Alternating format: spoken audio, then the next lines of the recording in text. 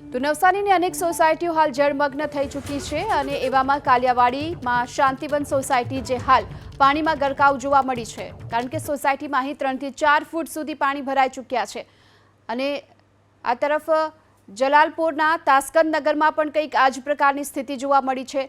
Shantivan society, તાસ્કંદ નગર આ બંને વિસ્તારો એવા છે કે જ્યાં 3 થી 4 ફૂટ સુધીના પાણી ભરાયેલા જોવા મળી રહ્યા છે અને આ પાણીની વચ્ચે લોકો રહેવા માટે મજબૂર જોવા મળી રહ્યા છે।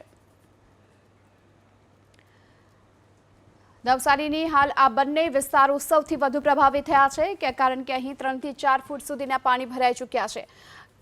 કેડસમાં પાણી ભરાવાના કારણે લોકોને ભારે હાલાકીનો સામનો કરવાનો પણ વારો આવ્યો છે। નવસારીમાં જે તારાજીના દ્રશ્યો પણ બીજી તરફ જે સામે આવી રહ્યા છે, કારણ કે અહીં 4 વાગ્યા સુધીમાં દરિયામાં ભરતી આવવાના કારણે હજુ પણ જળભરાવ નક્કી છે અને એવામાં અહીંથી પાણી ઓસરવાની કોઈ શક્યતા હાલ તો નથી જોવામાં આવી રહી।